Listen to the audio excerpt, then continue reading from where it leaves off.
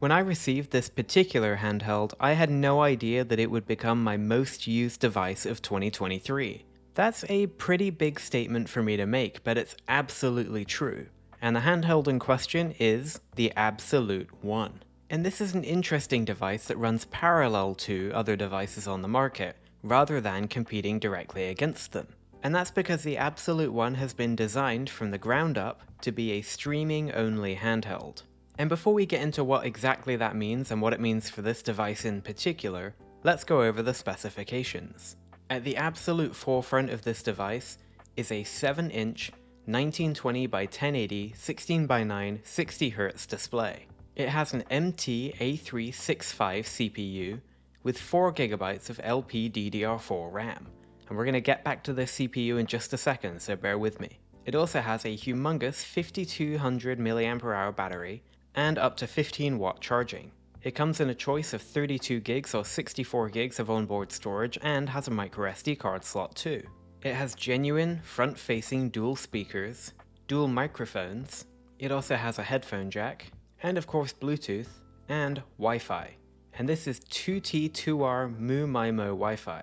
And if you don't know what that means, don't worry because I didn't either before this. So what exactly is the MT-8365 CPU here? Well, it's essentially a very, very low-end chip, but with very high power efficiency. And on a basic level, that means low performance, but also low heat and high battery life. However, don't let that low performance scare you away just yet, because I think it's actually a fantastic choice for this handheld. This is a handheld that's designed for streaming, and so realistically, it doesn't really need a lot of power to fulfill that function. And in some ways, it's a better trade-off to have low heat and high battery efficiency while you're doing something like streaming. In general though, it seems to be a pretty good choice of chip. The UI performance is good enough, and some retro game emulation is possible, especially as it pertains to 2D systems. However, you can even wrangle some mid-range emulation with PSP as well, but we'll get into that a little bit later on. In a nutshell, what this chip offers you is very, very long extended gameplay sessions, without the need to grab a charger, and without the device itself getting too hot. The limitation is of course the types of things you can play on it. But before we get into all of that and what this can or cannot play, let's go ahead and take a look at the hardware itself. And I personally really love how that ABXYlute 1 looks overall. Something that's really noticeable is how flat the whole thing is. Now it does have raised grips on the back, but along the front everything is completely flat and smooth. As you can see, we have a pretty standard gaming layout here with dual analog sticks, face buttons, a D-pad, start select, and then 2 Android buttons too. You'll also see the dual front-facing speakers, and of course this humongous 7-inch display in the middle. Looking at the top of the device, you'll see the L and R bumpers along with the analog L2 and R2 triggers, volume up and down, the first of 2 microphone holes, and the power button. And I gotta say, I think this design with this long black bar running along the top is just really smart. Anyway, along the bottom you're gonna see your USB-C port for charging and data transfer, the 3.5mm headphone jack, and the micro SD card slot. And from this angle I can see something that makes me love this handheld so much, and that is how absolutely slim it is. Despite being a huge handheld with a gigantic screen, the profile of the ABXYlute 1 itself is just really small. It just feels like it doesn't take up too much room. And honestly, this might be completely placebo, but I feel like the slimness of this device just makes it a lot more enjoyable to hold, carry around, store, and play. It feels like it takes up a lot less room than it actually does being such a big handheld.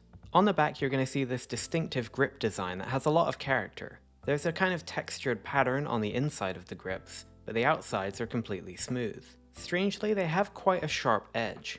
Not anything you're going to cut yourself on, but it's not exactly rounded either. Overall though, I think that my fingers fit around these perfectly and I find it very comfortable to hold. And while I'm on that point, another factor that makes it so comfortable is that it weighs just shy of 446 grams, which is a pretty amazing number for such a huge device. In the hands, I just think that the ABXYlute is incredibly comfortable, and the broad, wide shape of it combined with that really slim profile and the light weight all just come together to make a handheld that I just honestly love playing on. But I'm getting a little bit ahead of myself here, so let's go ahead and talk about the controls, starting with the analog sticks as always. Okay, I gotta admit the analog sticks are kind of a loss for this device. They are your generic type of Nintendo Switch analog sticks. And whereas I think these are generally fine for most use cases, they do lack somewhat when it comes to first-person shooters and other types of games that require precise inputs. On the upside though, these are actually Hall effect analog sticks, which means that in theory, although it's never been tested, these should last longer than traditional sticks, and you're certainly not going to be swapping them out every few months like you are on Nintendo Switch Joy-Con modules. They click down for L3 and R3, and in general, they're just completely fine. One thing I really don't like is this blue stick on the left. It literally ruins the look of this handheld in my opinion. They really should have just kept it black. But I tend to just cover these up with thumbstick covers anyway, and I'll talk about that a little bit later on. For now, let's move on to the face buttons. And these are actually really great. I like them a lot. I think they feel fantastic. They have a rubber membrane connection, and they're just firm enough with a great amount of feedback. I have a couple of misgivings about them though, the first one being that they kind of seem to scratch against the shell. You can't feel it at all, but I can definitely see it. I don't really think this is a huge problem, but it's just something I noticed. To reiterate, I've never felt this scratching or getting stuck or anything like that. I can just see the plastic on the button itself. And the second thing is the LEDs. The LEDs are built into the buttons and shine up through the labels. They just don't do it particularly well. There's a selection of colors to choose from in the operating system, but only the blue looks good to be honest. In general daylight or even living room light, you can barely see the LEDs. And with certain colors, you can't really see them shining up through the label fully. It's kind of blotchy in a way. I just think it would have been really nice to give these a bit more punch.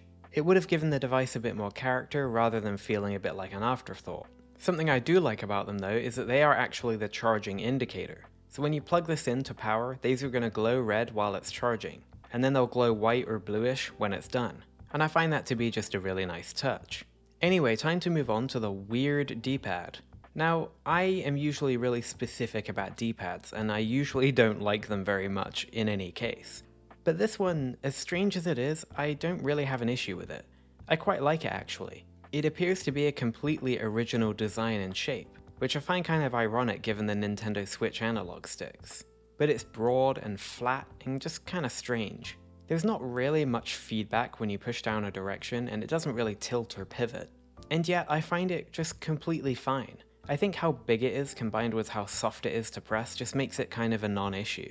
Now I'm not going to say this is going to be the best D-pad ever for fighting games or anything like that, but for general use and especially the types of games that you might be streaming from your PC, I think it's completely fine. I think the main thing with this D-pad is that it's easy to find and it's easy to push a specific direction. And I think for this handheld that's quite enough. What I think they should have done though is that they should have made these little grooves in each direction LEDs. They should have matched them to the other LEDs on the face buttons. Again, I think that would have given it a bit more character, but whatever, that's a nitpick. The last inputs on the front here are the Start, Select, and Android buttons, and they're just snappy, loud micro switches. Not the end of the world, but I always prefer them when they're a little bit more dampened than this. They're just a little bit too loud, but it's not a big deal. So now let's talk about the shoulder buttons, and L1 and R1 are absolutely fantastic. And you know what they remind me of? My beloved Powkiddy X28.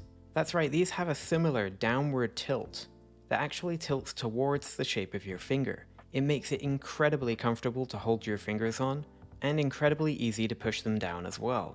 And you can push them down from nearly anywhere, directly inward from the sides or directly down on top. They are a clicky micro switch type button, but I don't think it's too loud in this case.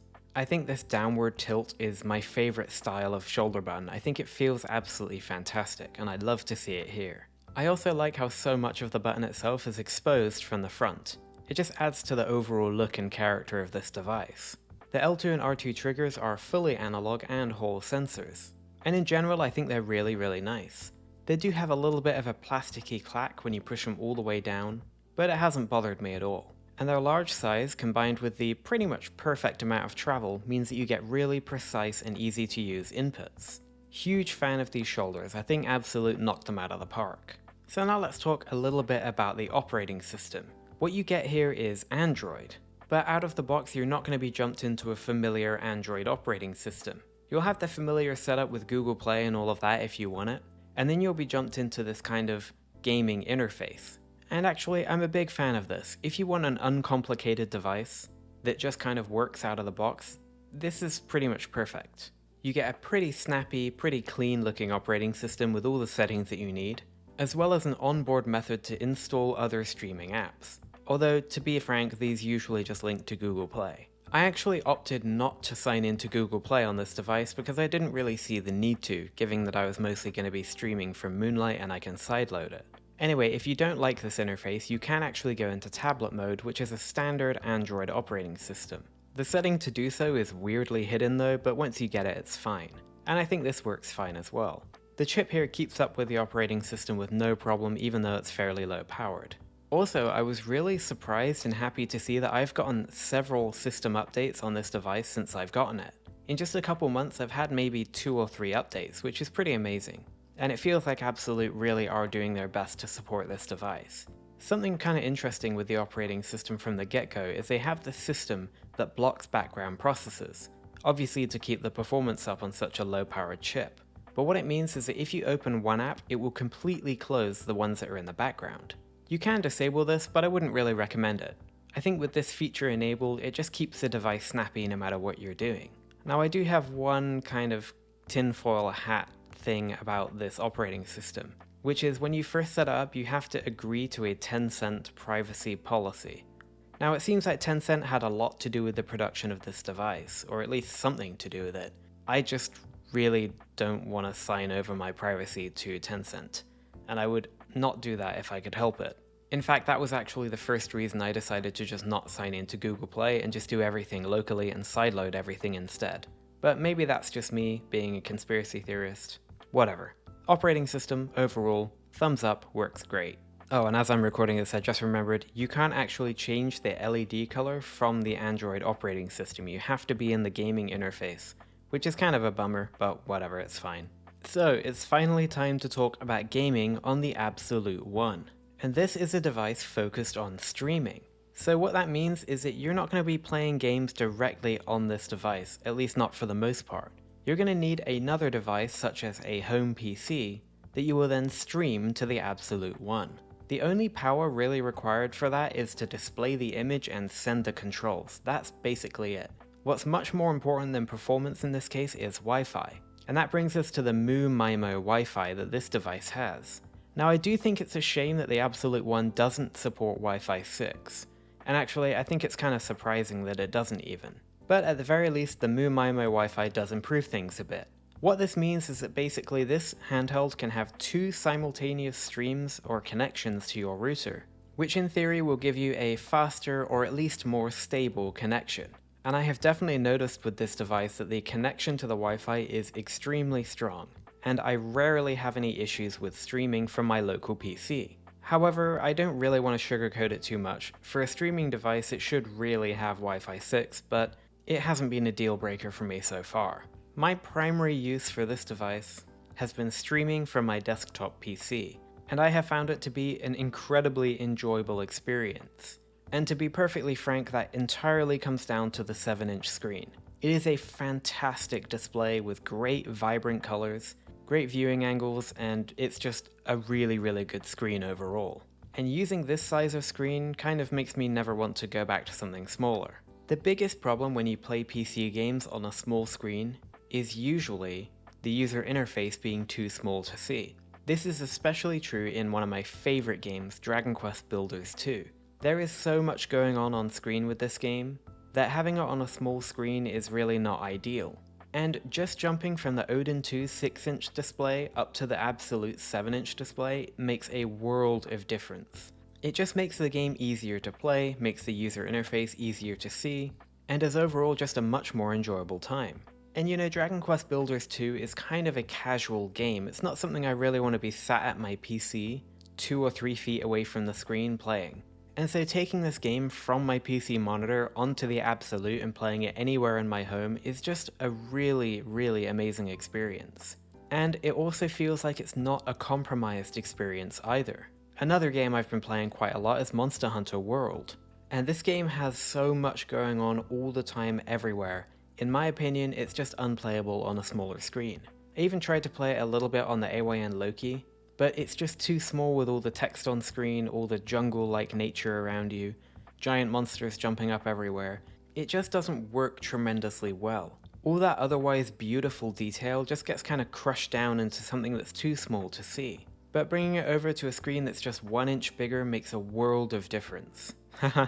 Anyway, another game that I'm slowly trying to get through, although I did accidentally delete my save data, is Titanfall 2. And with this game the ABXYlute didn't quite hold up, and it's all down to these analog sticks. I find these completely fine in general use, but for first-person shooters they are just not good at all. And while playing this game, I realized that I think these analog sticks are just such a strange choice for this device. They just don't really have the performance you need to play first-person shooters. And yet I can foresee that being one of the primary games people might want to stream. Maybe I'm wrong about that, but thankfully there is a bit of a silver lining. I have these thumbstick covers here that double the height of the analog stick, and this makes a world of difference in this game. I wouldn't say it's perfect, and it's definitely nothing compared to a real analog stick, but using these I was able to play the game much better than before. And, admittedly, I still had a ton of fun doing so. The actual streaming performance of the ABXYlute one is going to depend on your home network. And I live in a pretty small home, and because I'm a nerd I bought a really big good router. And thanks to that I can actually play the ABXYlute with perfect latency, perfect graphics, no graininess whatsoever, no lag, anywhere in my home. Now unfortunately I don't have a PlayStation or an Xbox to test out local streaming with them, but I'm guessing that the overall experience would be more or less the same. By the way, another game that I tested while streaming from my PC was WRC Generations, because I really wanted to test out the performance of the analog triggers here, and they worked really well. Even in a game like this that requires very precise inputs, the triggers performed really well, and streaming from my PC to the handheld and back seemed to make no difference with how bad I am at the game. I even tried streaming some faster paced games, fighting games like Rivals of Aether and Nickelodeon All-Star Brawl, and I had no problems. You're not going to be competitive or anything, but you are going to be able to play the game and have an enjoyable time nonetheless. The ABXYlute has some other potentials too though. For example, you can stream from PlayStation Now or Xbox Cloud Gaming if you don't have a system of your own. And if you don't own a PC, you could do something like using Boosteroid. Boosteroid is a subscription service that lets you stream your games from your Steam library using quote-unquote the cloud. I did give Boosteroid a try and it does have some really cool advantages. The biggest advantage I saw was in a game like Horizon Zero Dawn. My home PC can get nowhere near high graphics settings in this game. I mean nowhere near it. But with Boosteroid I was able to max out everything on ultra graphics and still play. However, there is a bit of a trade-off, because you're not streaming it from your home network, and there's a bit more of a tendency for things to get grainy or maybe slow down and have to catch up, and you don't always get that perfect picture even though you've got the graphics set to the maximum. The point I'm trying to make here though is that even if you don't have a home PC or Xbox or PlayStation to stream from, you can always use a cloud gaming service instead. I'm not a huge fan of cloud gaming in general, but I have used it before, for example to play Metal Gear Solid 4 on PlayStation Now. And if you have a good, fast connection, it can work really well. So overall I'd say that the ABXYlute fulfills its duty as a streaming device very well. The screen looks great, the controls are good enough, the Wi-Fi stability is good, and my favorite thing about it is how slim and light it is, despite its large size. I really can't get over it actually, I just love how slim, trim, and easy to hold this thing is. Well, let's get on to some retro game emulation. And what you should do here is set your expectations to approximately nothing, and be happy and surprised when anything works. And in my case, I was very happy and very surprised. 2D retro games work completely fine. Sega Mega Drive, Super Nintendo, anything you can find under the sun will work just great. And it's a similar story for PS1. I actually didn't upscale any PS1 games here because I honestly just prefer how they look all blocky. But they do look great on the big screen, especially when they're in widescreen. And I was even able to play a tad little bit of Dreamcast too. However, the reason that I've been playing the ABXYlute so much is that it has allowed me to return to my teenage years and play Monster Hunter Freedom Unite on PSP. I never expected any PSP to work on this device at all. And indeed, barely any of it does. But for some reason Monster Hunter Freedom Unite just runs perfectly. It runs full speed, upscaled to 720p. Most of the time I can actually upscale it to 1080p, but it does lag a little bit here or there. But at 720p it's rock solid and it runs great. The controls feel fantastic, The 7-inch screen makes everything pop and look amazing. And there's even a little bit of performance left here to fast forward through all the kind of outdated nonsense of collecting herbs and stuff. And I have just adored playing this game again on a bigger screen on a handheld that's light and easy to use. I rarely have time to put into games these days, but there is a special spot in my heart for the original Monster Hunter games. And just trying this game on a whim one day on the ABXYlute to see if it would even work, I ended up putting hours and hours and hours into it, and I found the experience to be supremely enjoyable. Now don't get me wrong, the ABXYlute One should not be considered an emulating device, although they did happen to put an SD card slot on here, so maybe they thought you could play something. But when something works for emulation, it's absolutely fantastic. Even for your retro 2D systems, you get a massive game area, even if they're 4x3. And if you get something wider like Game Boy Advance or WonderSwan, it just looks absolutely fantastic. So this video's gone on for quite a while, so let me go ahead and wrap up with my overall likes, dislikes, and summary of the ABXYlute One. Starting with my likes. I love the gigantic 7-inch screen.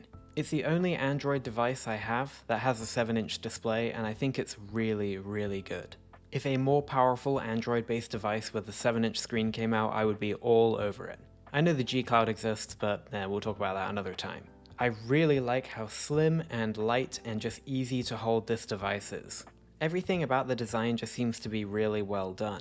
And that wide feeling in the hands combined with the grips and the lightweight and the slim profile just make the ABXYlute really enjoyable to play on. The battery life. It lasts forever, especially if you're streaming and not emulating. The 5200 mAh battery goes a long way here, and I really, really like it. This device is quite simply just really good for long extended gameplay sessions when streaming. For the most part I like the controls, but specifically I like the triggers and the shoulders.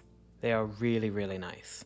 And even though I have done some emulation, I really like the streaming focused nature of this handheld.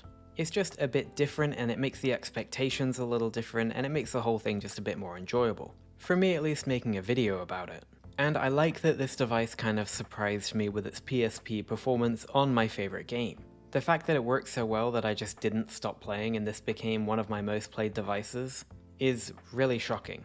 And add to that the fact that it can actually emulate quite a lot, especially when you go on the lower end of the spectrum. Oh, and also the stereo speakers. I like these stereo speakers not because they're the best in the world, but because they are genuinely front-facing. And I do think they sound really good overall. Just not as good as the Steam Deck, so I couldn't call them perfect. And now let's talk about my dislikes. And the biggest one I think is just going to be the analog sticks. I know why they use these low-profile sticks, but they're just not the best choice for streaming, it's that simple. Sure, you can mitigate some of the issue by using thumbstick covers, but the reality is, I just don't think these were a great choice. Next, and this is actually probably my biggest issue with this device, is the charging speed. You have to use a USB-A to USB-C cable, which for a device at this price point in my opinion is totally unacceptable. But the fact that it only charges with 15-watt charging and a relatively big battery means that it just takes a long time to charge. Next is the LEDs in the face buttons. They're just really unimpressive actually, and I would just keep them off or on the bright blue color. It's really strange that none of the other colors get as bright as the blue color. I also don't like that you have to accept Tencent's privacy policy, which after a quick read I'm pretty sure just says you have no privacy. I don't know, Tencent is one of those companies that I just really don't get on with, although I have been playing Call of Duty Mobile, so I guess I'm a hypocrite. And my final dislike is that it just doesn't have Wi-Fi 6. I think it's kind of strange that it doesn't, but then at the same time I can't really say I haven't had really good network performance. It's just that I do have some Wi-Fi 6 devices and I do think that the streaming performance is a little bit better. So that about covers the ABXYlute One. I said at the beginning of this video that I didn't expect this to be my most played device of 2023. And that's a huge thing because I've gotten a lot of devices this year. But the fact of the matter is that since I've had the ABXYlute, I've wanted to play it every day. I've really enjoyed playing Monster Hunter, of course, although that's not the core use of this device. But that 7-inch display has really allowed me to stream games that I wouldn't stream to a smaller screen. That additional inch of diagonal screen space makes a huge difference when you're streaming games that have busy user interfaces, or scenes. Of course, I do have to give the disclaimer that I got the ABXYlute One and then went on Christmas break from work, so I had a lot more time to play video games. But even so, I reached for this device when I wanted to play. and I played Monster Hunter on PSP, I streamed a bunch of PC games, and overall I just had a really enjoyable time. The ABXYlute one retails for anywhere around $200 or a little bit more or a little bit less, and I've seen them do up to $40 off the regular price, pretty consistently. And I think at that price, well, the ABXYlute is an interesting proposition. It's definitely not a small amount of money, and there are definitely other handhelds out there that you can get that are more powerful than this. But stacked up against its actual competition, which is basically just the Logitech G Cloud and the PlayStation Portal, I think that the ABXYlute one is a really good handheld to buy. Just make sure you know exactly what you're getting when you buy this device and don't expect it to do more than it's capable of. And that's about it for this video. I want to say a huge thank you to ABXYlute for sending me this device to review. I've really had a blast with it, to be totally honest. And thank you for watching this video.